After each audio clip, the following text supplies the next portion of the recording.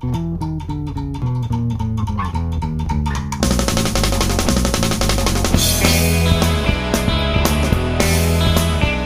primer regalo que yo recuerdo haberle pedido a los Reyes, que fue con 3 años, fue una batería. Me trajeron una batería de juguete que le di tanta leña que yo creo que duró nada más que una semana. Yo me acuerdo de cómo se rompía. A partir de ahí me construía mis propias baterías con Tupperware, poniéndome una cuchara doblada entre los cordones de las botas para tener el pedal de bombo y este tipo de cosas. Después ya me fui olvidando de la batería porque uno se pone a dibujar, se pone a hacer deporte, se pone a hacer esto, lo otro y tal y cual. Al cabo de los años recuperé la batería cuando, yendo con mi madre a Arucas, vi en una tienda de música en el escaparate una batería y fue como si no hubiera pasado el tiempo. Fue como decir, yo quiero esto, yo quiero ser batería. Y estuve con el tema de la batería y una conversación que me recordaba a mi madre años más tarde diciendo, ¿qué hacemos? Las baterías son muy caras, le regalamos una batería a este hombre. Y mi padre decía, mira, eso va a ser un sueño de un año, va a estar un año dándolo y luego se lo va a olvidar. Y mi madre, que me conocía mejor, dijo, no, esto le va a durar toda la vida. Y entonces vino la primera batería y ahí me puse yo a tocar, esto ya con 12 años. Y me dediqué, me encerré, estuve años y años tocando. Cuando los Coquillos me invitaron a subirme al barco, yo ya llevaba más de 15 años tocando la batería.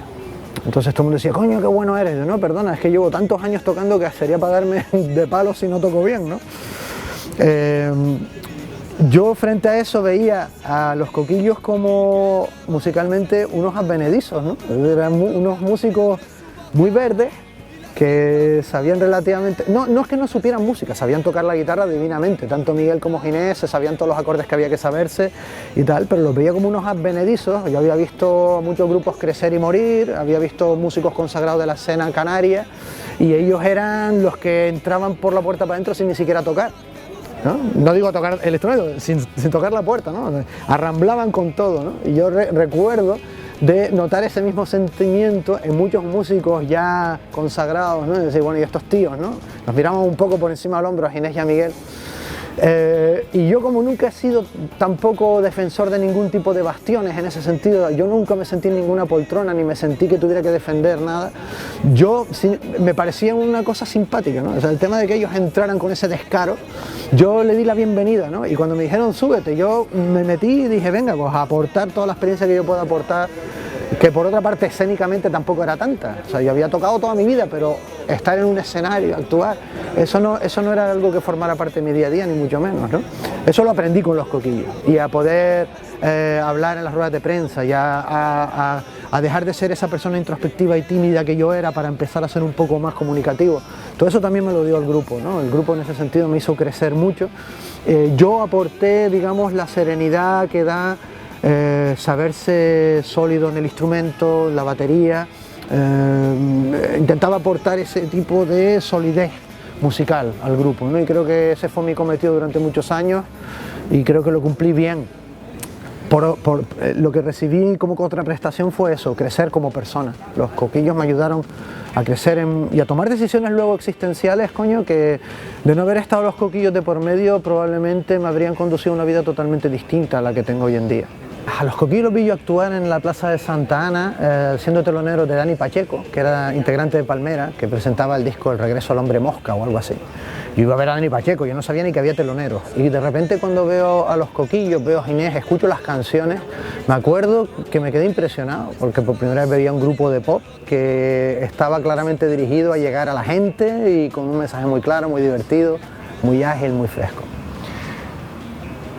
Como 2 semanas más tarde fui a ver Rock en el Puerto, que era un festival que se hacía delante de la Casa del Marino, y ahí se dirigió Ginés a mí. Me dijo, ¿tú eres Miguelo? Yo le dije, sí. ¿Tú tienes un local de ensayo? Le dije, sí. Pues me gustaría que habláramos porque yo necesito un local de ensayo para los Coquillos. Y entonces yo le dije, bueno, pues quedamos mañana. Al día siguiente aparecieron Ginés, su hermano Miguel, con su guitarra, vieron el local, dijeron, vale, ¿y esta batería de quién es? Porque yo tenía toda mi batería montada, era una batería impresionantemente grande. Ginés decía, ¿quién es el loco que toca esta batería? Le dije, yo. Dice, bueno, pues venga, vamos a enchufar, tocamos, así probamos el local. Digo, venga, ¿qué tocamos? Pues mira, algo de Police. ¿En serio te gusta Police? Coño, sí, me encanta Police. Ah, va, tal. Coincidimos en los gustos y nos pegamos ese día tocando Police. Ellos se lo comentaron a Chabanel, le dijeron, hemos encontrado el batería del grupo. Como cosa de una semana más tarde fui a un concierto de ellos en el antiguo Cine Rex para conocer a Chabanel y que Chabanel me conociera a mí, y bueno, y a partir de ese día, prácticamente de manera oficial, ya fui integrante de Los Coquillos. Ellos llevaban desde el año 90 hasta, como grupo, empezaron en el 90 y yo, digamos que me metí en la máquina en el 91, recuerdo, un año más tarde de sus comienzos. Fue así, y recuerdo además que Ginés, prácticamente el segundo día que salimos del local de ensayo, me dijo, ahora tú y yo ya somos amigos. Y yo me quedé asombrado, porque claro, para mí la amistad era una cosa que se labraba con más tiempo, que obedecía muchas más cuestiones que simplemente conocerse, ¿no? Pero yo no sé, son esas cosas mágicas que tiene Ginés, al final ha tenido razón y somos muy buenos amigos al día de hoy. Él ya de alguna manera lo sabía ver en aquel entonces. Bueno, cuando yo entro en el grupo, en el 91, ya la banda es algo, es decir, todavía no había sucedido esa explosión que vendría un poquito más tarde, pero el grupo ya había tocado por todos los colegios de toda la geografía insular, habían estado en Fuerteventura, en Lanzarote, con músicos de sesión acompañándoles, ¿no? Antes de que entráramos Alberto y yo. Nosotros cuando entramos pudimos de alguna manera aprovecharnos de ese efecto bola de nieve que ya iba cayendo por la ladera para abajo y se iba acrecentando, y para nosotros fue ver cómo en cada concierto se concitaba más gente, había conciertos en los que realmente las plazas se llenaban. Uno de los conciertos que realmente supuso un antes y un después fue el Campus Rock, en el que tocaron los Celtas Cortos como cabeza de cartel. Yo recuerdo que cuando nosotros nos subimos al escenario y nos presentaron, toda la gente que estaba por todos lados desperdigaban los bochinches, corrieron y se pusieron delante del escenario.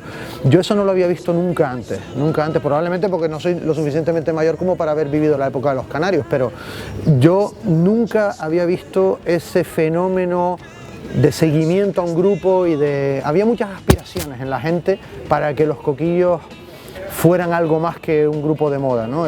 Los Coquillos llegó un momento que parecíamos la bandera de algo más que de una cuestión meramente musical. Había como la voluntad de tener a alguien que saliera, que trascendiera las fronteras y que realmente llevara el orgullo de las islas más allá del mar, ¿no? Esa es la sensación que yo tuve.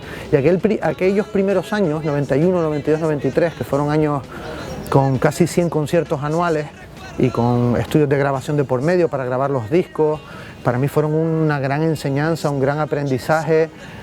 Yo tuve la suerte de que en aquel entonces pues disponía de medios para poderme dedicar a tiempo completo al grupo, cosa que hice con mucho agrado y fue una apuesta personal. Yo quería terminar viviendo de la música, y si era con Los Coquillos, mejor.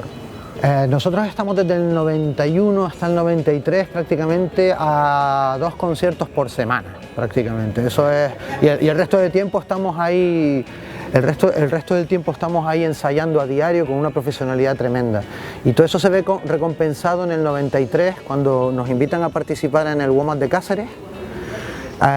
Tenemos la oportunidad de conocer a Peter Gabriel en persona, de vivir el concierto de Peter Gabriel también desde bambalinas, aprender un montón durante aquel viaje de apenas 3 días. Yo creo que aprendí más que en años. Y a la vuelta teníamos el WOMAD de Las Palmas esperándonos, prácticamente. En el año 93 es el concierto en las canteras, delante de casi 100.000 personas. Yo creo que es el concierto más numeroso, más multitudinario de Los Coquillos, que cerramos con el borracho tocando con los Gofiones. Aquel fue, no tenía que haber sido, pero aquel fue el punto culminante de la carrera de Los Coquillos. A partir de ahí todo fue en declive, de alguna manera. Nosotros pensábamos que aquel concierto era uno más de los que tendrían que venir. Por fuerza, todo parecía apuntar a que el ciclo natural del grupo tenía que ser en crescendo, ¿no? Aquello era un paso más. Sin embargo, pues ahí se trastocó la cuestión.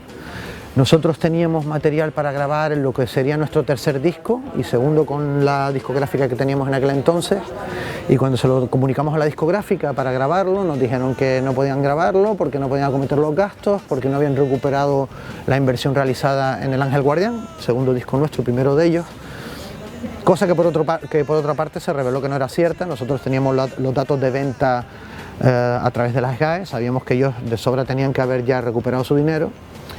Todo eso dio lugar a que les pidiéramos la carta de libertad para ser libres de irnos con alguna discográfica en la península. Empezamos a tocar a las puertas de los despachos de la península, pero fue difícil, es decir, el grupo estaba todavía atado por contrato. Nos llegaron noticias feas de que por lo visto la discográfica que teníamos empezó a dedicarse a propagar la noticia de que éramos un grupo díscolo, un grupo inmanejable, con lo cual pues ya nos fueron ellos cerrando un poco las puertas que nos podían haber abierto el camino. Y bueno, de alguna manera esos fueron los años duros, ¿no? Fueron los años en los que entramos en litigio, que empezó una causa en los juzgados que duraría muchos años y nosotros nos sentíamos atados de pies y manos, no podíamos grabar, solo podíamos actuar. Entonces íbamos por todas las islas actuando, pero de alguna manera el sentimiento ya no era el mismo. Ya esa pila cargada por el hecho de que piensas que todo va a ir a mejor, todo va a ir a más, ya no estaba. Era ya la ansia personal de cada uno de seguir contra viento y marea con la apuesta de acabar viviendo de la música lo que tiraba del carro, y eso no siempre era fácil. Eso no siempre era fácil, había veces que las circunstancias eran duras,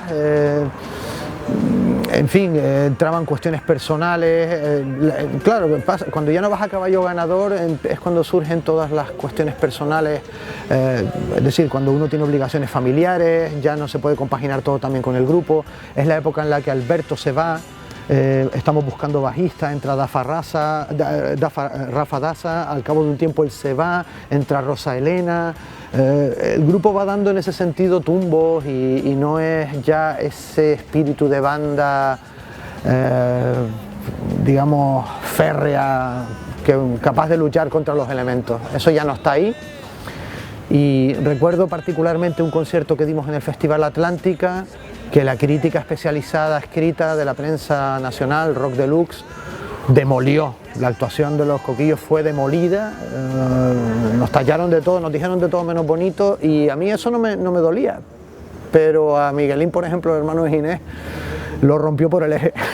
Esas son cosas que se pueden decir, y fue así, fue así. Es decir, esa época es cuando uno se da cuenta de que los sueños pueden perfectamente quedarse en sueños.